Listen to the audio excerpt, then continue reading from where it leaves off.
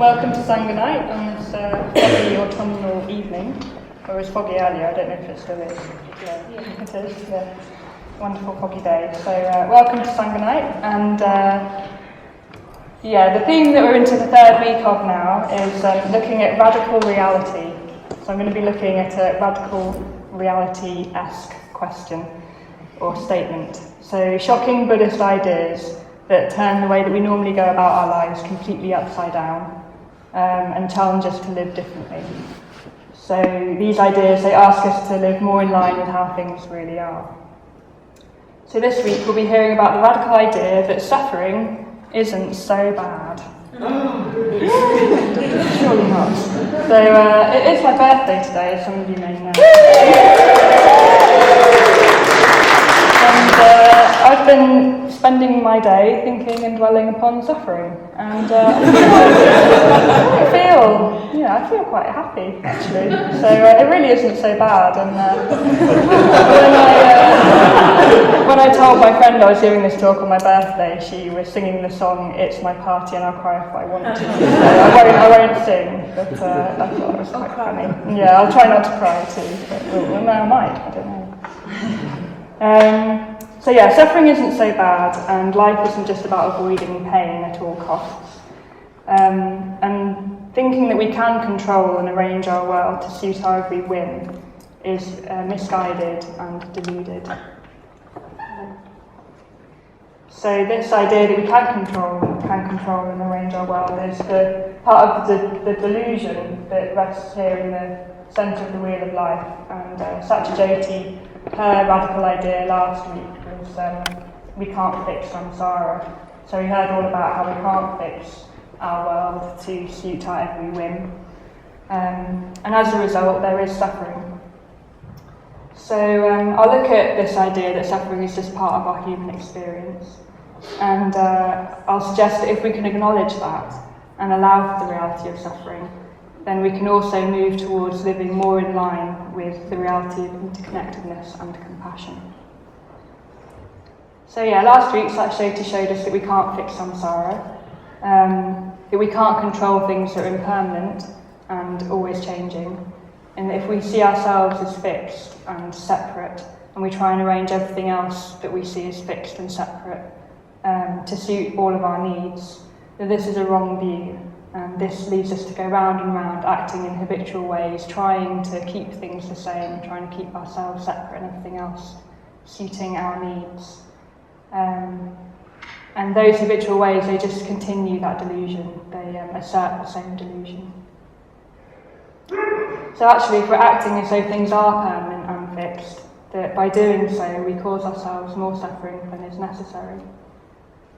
And we hear about this on the intro course that we've all done, that happiness actually comes from within, and that what's outside of ourselves can't give us lasting satisfaction.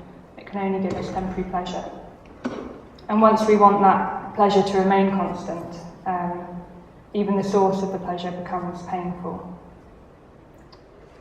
So I'm talking a lot about how there is suffering in our experience, and I will go on to say why that's not such a bad thing. But there is pain and unsatisfactoriness in life. We're separated from what we want or love, and we also get what we don't want. And a lot of this is beyond our control. I want to talk about a sutta, a part of the Buddha's teaching, which is the Salata Sutta or the Sala Sutta, which is about arrows or darts. So the Buddha showed how a lot of our suffering is secondary to the initial contact with what's painful. So he used the image of arrows to help to describe this in this early teaching. So we come into contact with something that causes us a painful feeling, but then we resist that pain, we resist acknowledging that that pain is there. We might wonder why or how it's there, and wonder how could I have stopped that pain from happening? Or we push away the feeling of the pain and pretend that it isn't there and look for something pleasurable to cling on to cover up the pain that we experience. And this is like a second arrow. So the first arrow is the initial contact with something that is unpleasant. but then we kind of push that away or cling to something pleasurable, and this is like a second arrow. And I really like imagining this arrow as quite a kind of gory, gougy arrow, because sometimes I really do well with these secondary discomforts, and it's not pretty.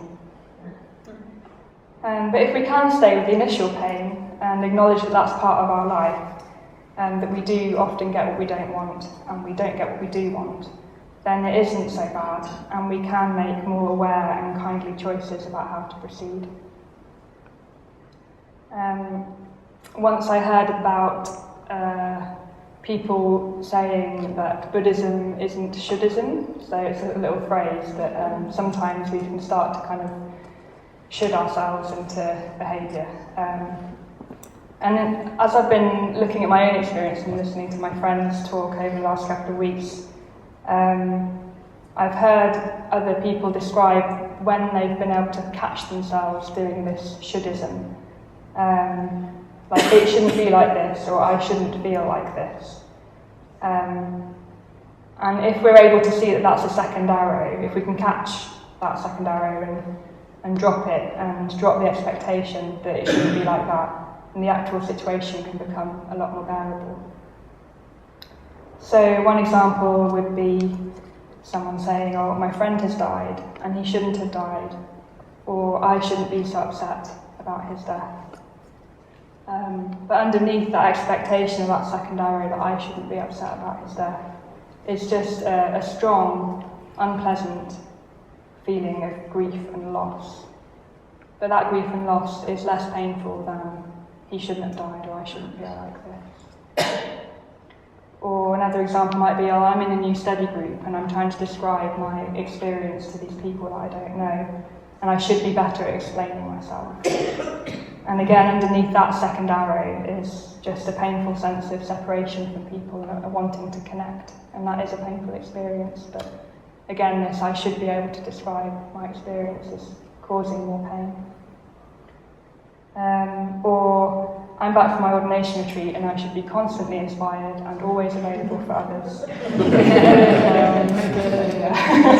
Underneath that second arrow is just the pain of no longer being in retreat conditions and needing time and space to adjust, but again, wanting to connect with others. So it might be quite tricky to see these shoulds and expectations, to find what these second arrows are. And maybe we might find meditation helps, or talking things through with friends, to see with clarity where they are and how we can let them go. And if we can find them and let them go and just rest with the pain underneath, then what I find is, and what I think other people find, is that you're much more able to respond to yourself and to other people. So yeah, suffering on this basic level of human experience of just coming into contact with things that we don't want, or not getting what we do want. Mm-hmm. It's not so bad. And actually it's necessary if we wish to grow. So we do need suffering. On the Wheel of Life, we've heard a lot about the Wheel of Life recently, and we've got the God realm up here. And actually, if we're in the God realm and we only have pleasurable, refined states of mind, and we just coast along with that pleasure, we coast along on the merit, and we don't really change and develop, and we don't have awareness, we don't make much progress. But that doesn't last forever. And once when I came back from a solitary retreat, my friend said, oh, so how's your meditation going now you're back? So I've been on my own for about, I don't know, not long, but 5 days, just meditating a lot on my own, and reading and drawing, lovely things, going for walks.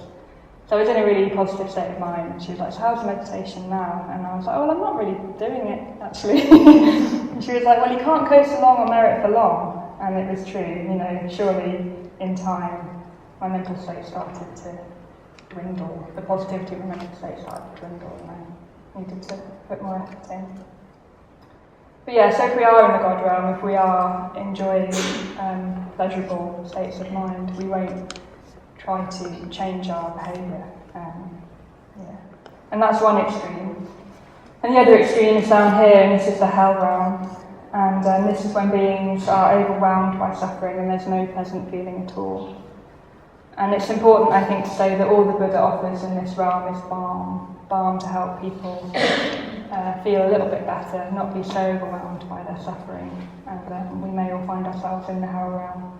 And that kind of suffering, I'm not trying to say that that's great, we don't want to be in the hell realm. If we can alleviate any extreme pain that we're in or under, and we can have happier, healthier human lives, then we do find ourselves, hopefully, in the human realm. I think it's here.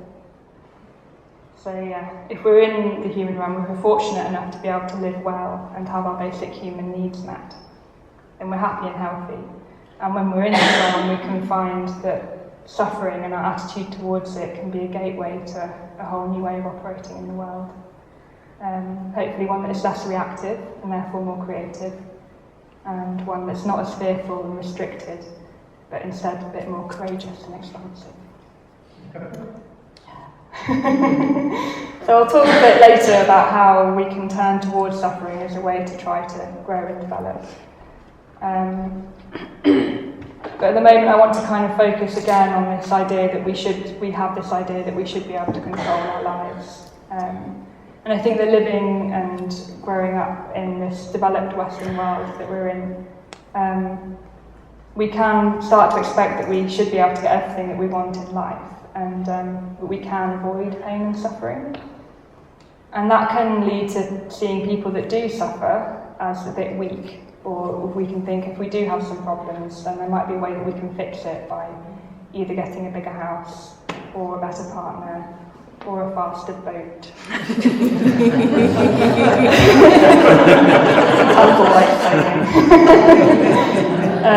And it's really easy to fall into this way of thinking when there's so much out there that is obtainable, so it's at our fingertips. And one day I was walking down South Road and I kind of thought, I just want some hot cross buns, just fancy stuff. Walked into the shop, bought some hot cross buns, 10 minutes later, hot cross buns in the toaster, happy, But if I really think that hot cross buns are going to make me happy, then I'm going to be in a bit of trouble. I mean, they're great, I love them, they're tasty, but they're not going to make me really happy. But advertising plays on this expectation that we can sort ourselves out and always be happy if only we consume more. So despite most of us having this opportunity in the human realm, which involves both pleasure and pain, we kind of forget about the pain and can become clouded by this view that we should be able to meet all of our needs with material things, or by just arranging everything just right. We might start to aim for this complete, constant, abiding happiness and want to be in the God realm. But if we have that framework, then if we do ever find this kind of tugging, nagging feeling, or this sense that things aren't quite right, we might want to cover it up, and we don't really want to accept it or allow it because we think it shouldn't be there. And if we do feel it, if we feel it more, then we'll become weak or dysfunctional. But then that just leads to more suffering, so we again go into this shouldism, thinking that we're weak if we feel pain. We might think badly about ourselves, or that there's something wrong with us. We might think that everyone else must know some kind of secret that they're not letting us in on. And that could create quite a feeling of isolation, feeling more and more separate and less, further and further away from the truth. And I think that's why so many people express so much relief at coming to the Buddhist Centre. Because you come along to your first classes and you hear that the Buddha taught that suffering is a part of human experience, that it arises from our response as conditioned beings to the conditioned world, and that this experience of suffering or unsatisfactoriness isn't something that makes us a bit odd or less worthwhile. So in the Buddha's words, it's like there's just this ill-fitting chariot wheel that means that life is just a little bit bumpy, or sometimes really very, very bumpy in a way that we have no control over. And I think, this can be a real relief for people to hear. It's such a relief, and you can feel very connected to others when you can drop your guard and acknowledge that you do have pain in your life, or that you do suffer. And I think that's wonderful that we can offer a place for people to come to be able to acknowledge that truth in their lives. when I started coming along to my Mitra study group and we would report in every week, I'd find that I'd be saying, oh yeah, I'm well, I'm fine every week. And then occasionally I'd be really well, I'd feel great about something. And I'd say, yeah, I'm well. And I'd think, well, I've been saying that all along. So there's, something's going on here. I can maybe look to be a little bit more honest and drop this guard of just being fine. And I value that honesty. So yeah, suffering isn't so bad. And if we think that it is bad and reject it or deny it or pretend it's not there, then actually that pain will unconsciously overpower and rule us. We'll just keep going around the wheel. We'll carry on trying to cover it up, and there'll be just all these arrows all over the place, all these shoulds, and we won't really know where to start pulling them out. So suffering is not so bad. I'm not saying it's good either, though. I want to clarify that. It's not that we should look for the pain in our lives, just to give ourselves something to work on. But yeah, so suffering's not so bad, it's not so good, but it is the truth. That's what I'm saying. So the Buddha expressed this in the Four Noble Truths, which is again one of his earliest teachings. So here they are. So the first noble truth is that there is suffering, which is basically what I've just been trying to say. He saw that the cause of suffering is craving. So we feel something is unpleasant or painful, and we try and cover that up with something by clinging to something.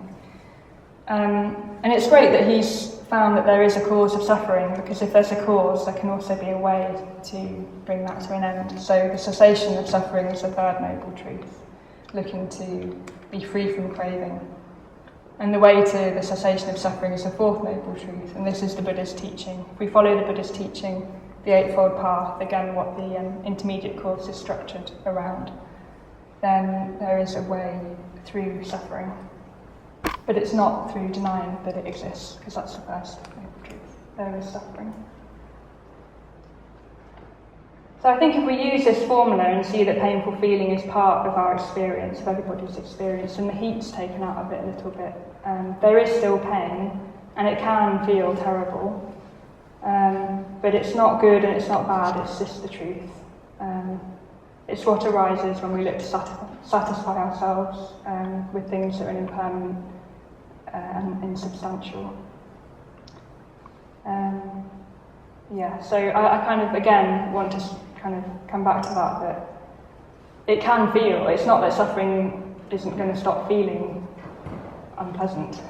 It will, but if we can see it as just the truth of human experience, it might be less painful.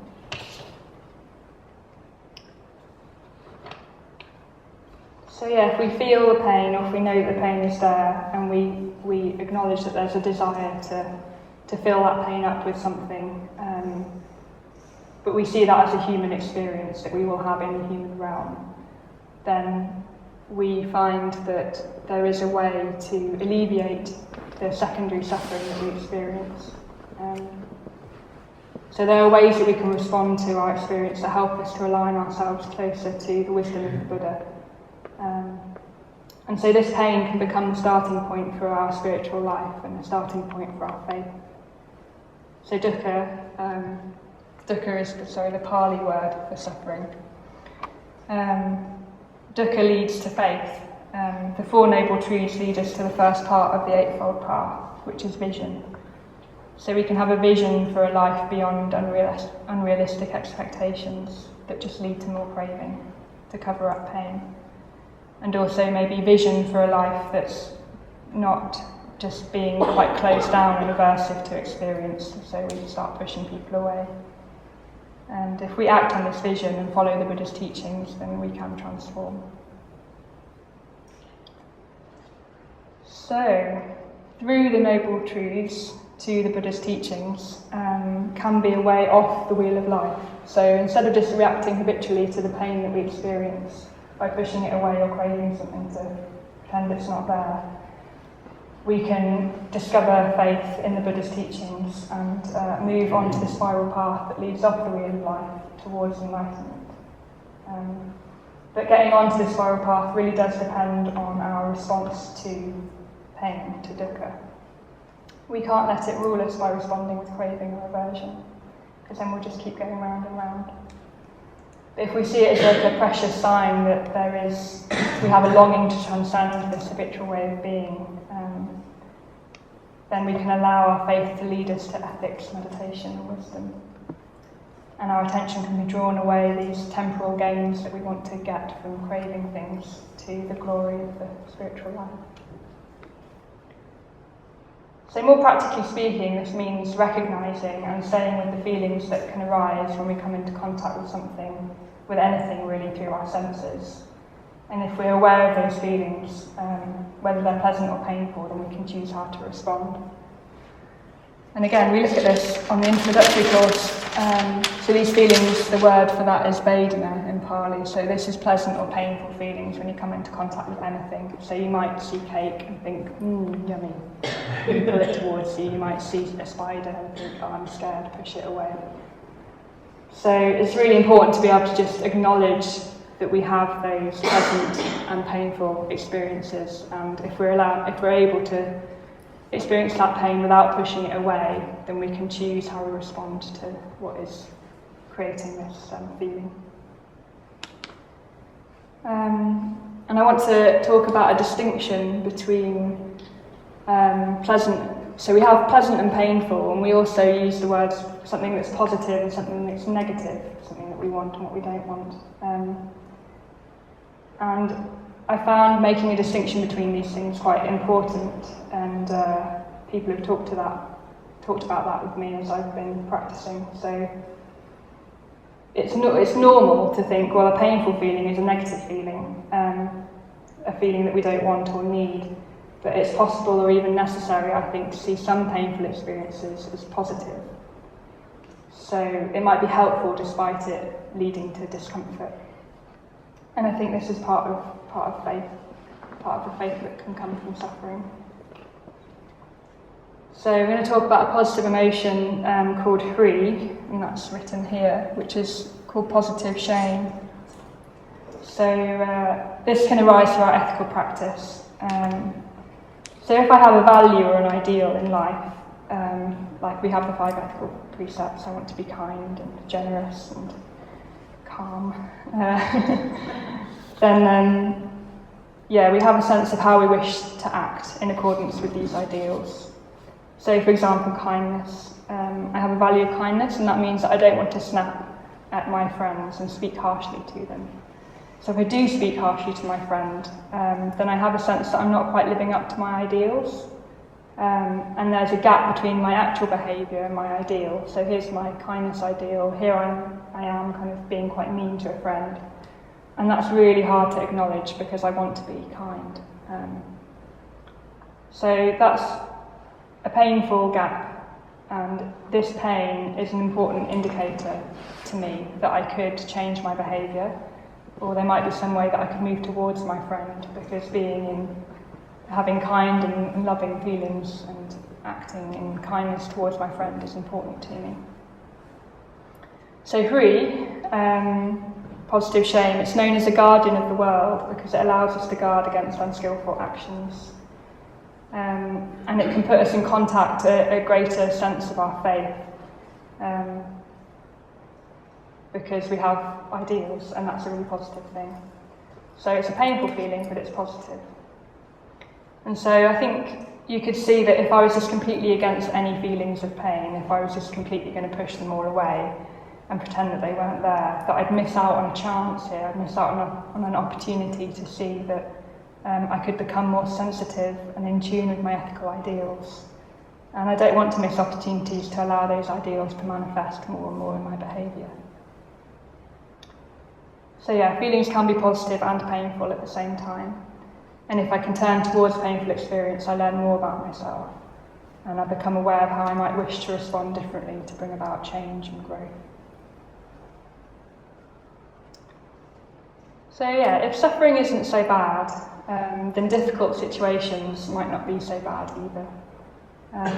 And again, I want to make a distinction between the human realm and the hell realm here. So as long as we're not completely overwhelmed by pain and suffering in ours or other people's lives, if we have like the support of our friends and we have healthy routines and we're in the human realm, then I'd like to suggest that challenging situations can be a time of growth and understanding, where we can have a deeper practice.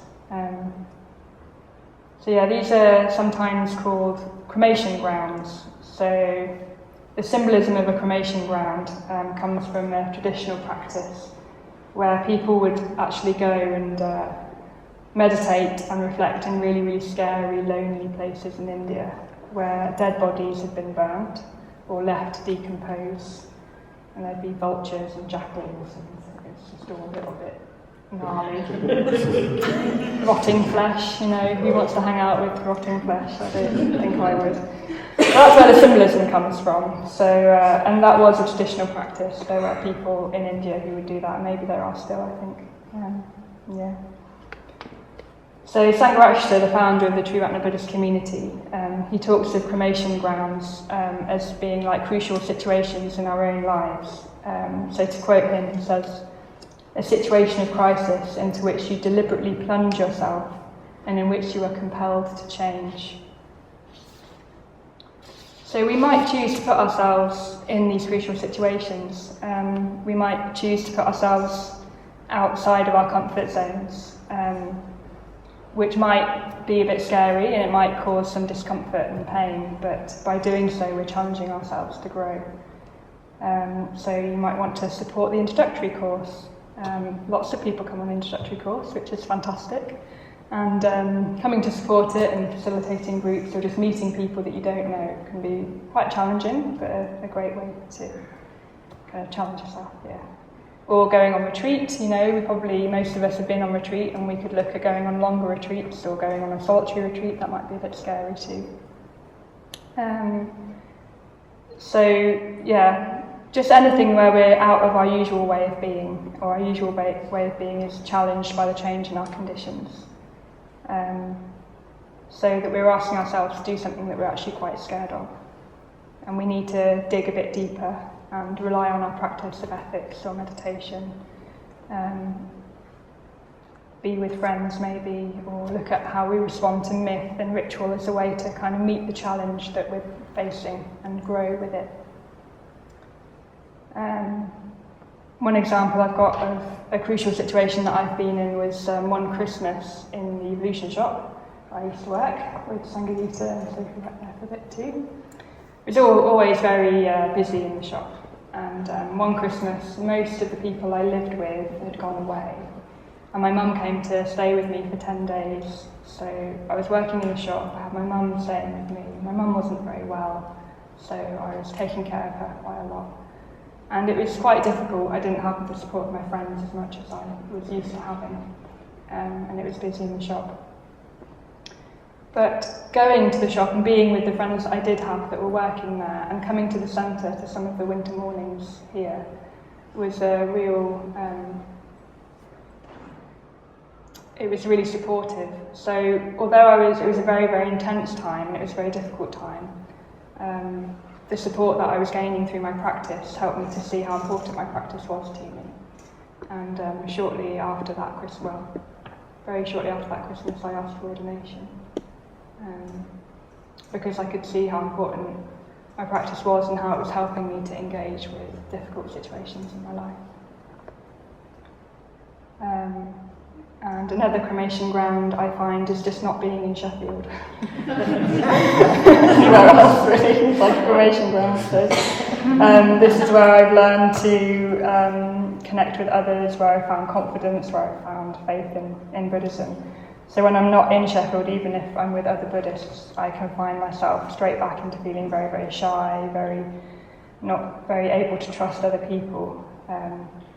So I went to the Adhisthana young people's course last year for 5 months, and I went on the ordination retreat this year.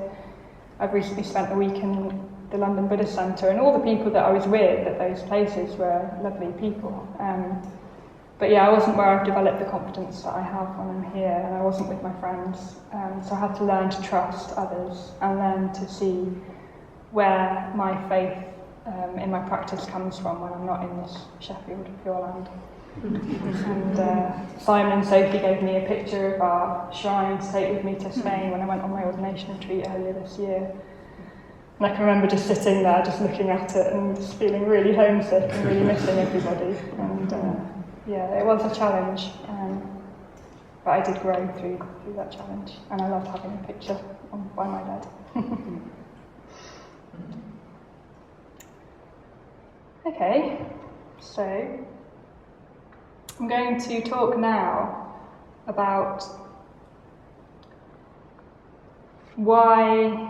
another reason why it's really important to be familiar with painful experience. And that's that if we are able to acknowledge pain and discomfort in our own lives, we'll be able to respond to it more in other people's lives. So suffering is the basis of compassion. Compassion, or karuna, this is the Pali or Sanskrit word for compassion. This is when metta or love meets suffering, comes into contact with suffering. So if I'm not really aware of suffering in my own life, or if I push it away, when I see other people suffer, I'm more likely to experience what could be kind of like a sentimental pity.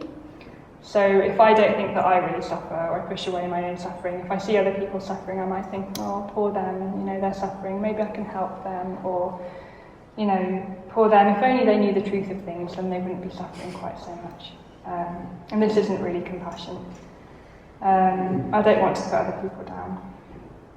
And also, if I'm not able to hold my own suffering in a wider perspective, or if I'm not familiar with my own feelings of pain, when I see other people in pain, I might feel quite overwhelmed because I just won't know how to respond, because I'm so used to pushing away my own pain.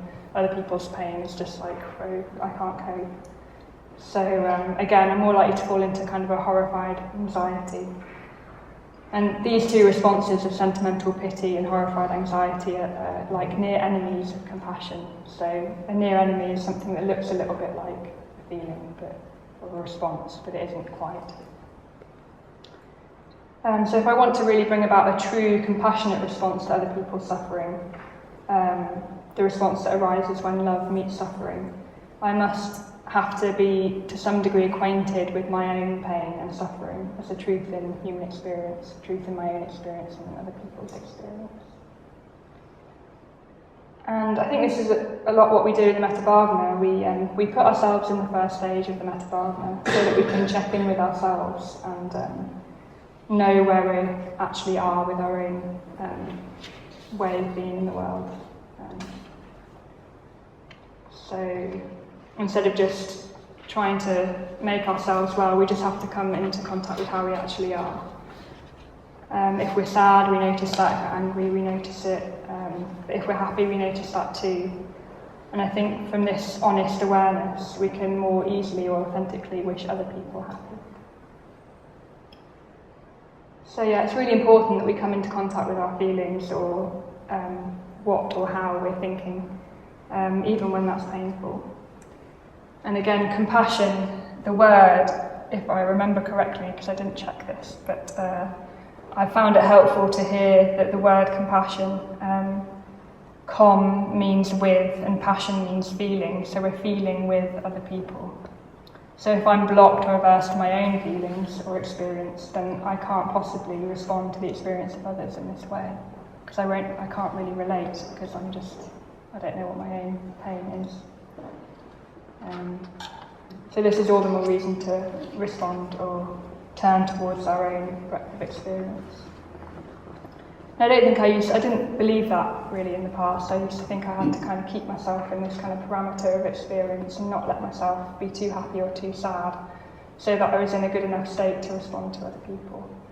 But I've found with time that actually the more aware I am of my own feelings, the more likely I am to be able to be with others and have compassion for them, with them.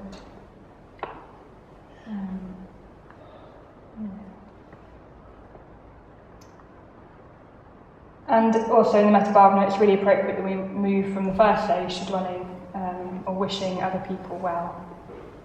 And that we also allow other people to suffer like we do in the Metta Bhavana, and allow other people to be happy as well. So as we suffer, so do other people. Suffering is just a common experience of humanity. And I'd like to talk about a story from the Buddha's time that helps us to understand this compassionate response to the world. And it shows how an experience of extreme suffering in somebody's life can lead to realising that other people suffer, and how that insight can lead to compassion, and that compassion can then lead to greater faith. So it's a story about a woman who's poor and skinny, and this woman is called Kisa Gotami, and she lived in India in the Buddha's time. So because she was so poor, she had a very low dowry. So when she was married and she went to live with her in-laws, they mocked and looked down on her for being so poor and so skinny. So she wasn't a very happy woman, poor Kisa Gotami. But in time, she gave birth to a son, and her son became the single joy in her life. She really loved her son. But sadly, her son grew ill and died. The shock of this death and the weight of it, the weight of her grief, overcame Kisa Gotami, and she just couldn't believe that it had happened. She couldn't believe that he was dead and that nothing could be done. And she became frantic to save him. So she was clutching her son to her chest and going around villages in India, pleading for help, asking for help. And then many people tried to console her or reason with her, but she just couldn't come to terms with her grief. But someone told her of the Buddha and his great powers, and suggested that she could go to see him. So off she goes to see the Buddha as her last and only hope. So upon meeting Kisa Gotami, the Buddha sees her pain and suggests that he could indeed help her. And he asks her to fetch a mustard seed, which is a very common kitchen ingredient from any nearby house. So Kisa Gotami, she's enlivened with hope that she might be able to help her son. She goes to rush off, but the Buddha calls after her and says that the only seed that will work is one that comes from a house that's not been touched by death. So still hopeful, Kisa Gotami starts to go around the houses from house to house, and in each one someone's really happy to give her a mustard seed. But each time she asks if someone has died in that house, a shadow of pain and grief falls across the face of the householder. They say, "Do not remind us of our grief." So as Kisa Gotami goes round all the houses and continues her search, she gradually realises that death affects all.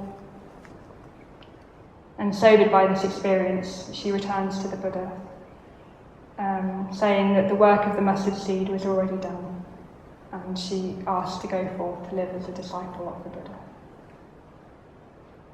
So this is a really powerful tale, I think, and it shows that through seeing and understanding the universality of pain, she was overcome by her own pain, but by going from house to house in this way, she found that all people are affected by death. All people suffer in the way that she was suffering. And that led her to understand that all people suffer, and that compassion led her to want to live under the guidance of the Buddha. So if we can come to terms with this common human experience, universality of experience, then true compassion can arise. So,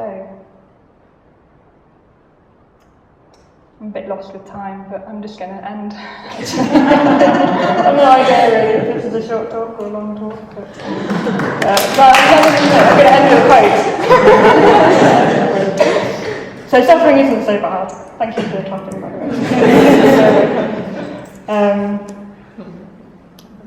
So yeah, we do need to experience and understand the noble truth that there is suffering if we want to grow and develop. And to truly know compassion. And I really like this quote, which is another quote from the Buddha. So it's in the survey of Buddhism, and I studied this on a retreat, and Tan's also been on this retreat, as has Mark. And I think it really evokes really beautifully and with much tenderness this truth of suffering, and that we all suffer, and it's a spur to practice, a spur to go deeper. So, through not understanding, not penetrating the Four Noble Truths, brethren, we have run on and wandered round this long, long journey, both you and I.